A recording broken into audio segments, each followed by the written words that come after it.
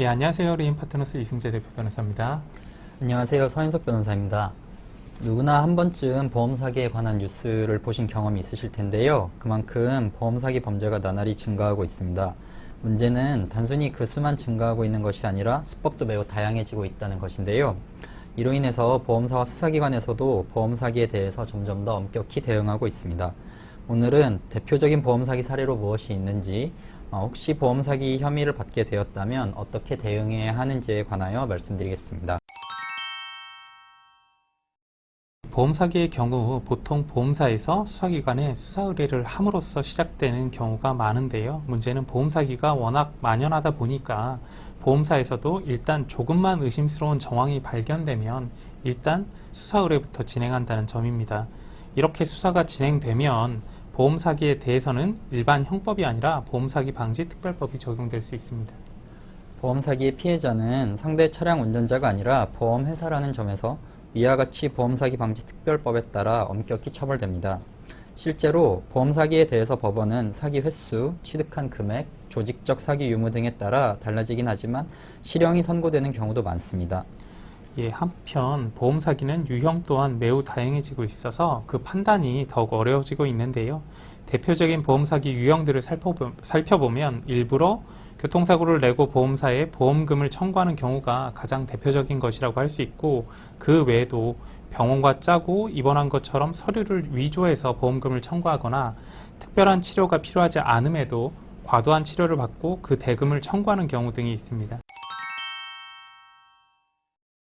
하지만 자기가 실제 보험 사기를 한 것이라면 모르겠지만 만약 정말 실수로 사고가 발생한 것이라면 보통 억울한 일이 아닐 텐데요. 보험 사기 사건은 평소 그 사람의 운전 습관, 사고 내역 등에 따라 사기인지 여부가 결정되므로 정말 과실에 의한 사고라고 하더라도 이를 입증하는 것이 쉬운 일은 아닙니다. 변호사님, 그렇다면 이렇게 보험 사기 혐의를 받게 된다면 어떻게 대처해야 할까요? 예. 일단 보험 사기 혐의를 받고 있다면 우선 수사 단계에서 초기 대응이 무엇보다도 중요합니다.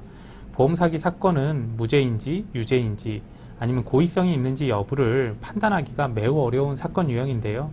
평소 운전자의 습관, 사고 내역, 사고 장소, 사고 후의 정황 등을 종합적으로 고려해서 사기죄 성립 여부를 판단하게 됩니다.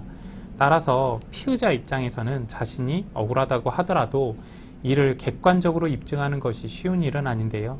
결국 피의자 입장에서는 일반적인 운전 상황과 달리 자신의 사고가 발생한 이유에 대해서 구체적으로 설명하고 고의가 아닌 단순 과실에 의한 사고임을 명확하게 설명, 입증해야 하는 것이 무엇보다 중요합니다. 수사기관에서는 고의로 사고를 발생시켰다는 점을 입증하기 위해서 사고 전후의 여러 정황을 증거로 제시하기도 하는데요. 예를 들어 사고 발생 후 과다 진료를 받거나 혹은 각 혐의자들 간의 금전 거래가 이루어진 경우 또는 비교적 짧은 기간에 사고가 여러 번 반복된 정황 등이 있는 경우에는 보험 사기로 의심받을 가능성이 높습니다.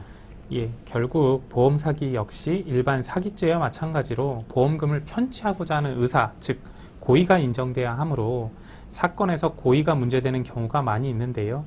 일반인 분들이 많이 오해하시는 것과 달리 고의란 확정적으로 있어야만 인정되는 것이 아니라 미필적으로나마 보험 사기에 해당될 수 있다는 점을 인식한 경우에도 보험 사기죄가 성립할 수 있으므로 경찰 조사 시에 자신에게 불리한 진술을 하여 고의 사고로 인정되지 않도록 할 필요가 있겠습니다.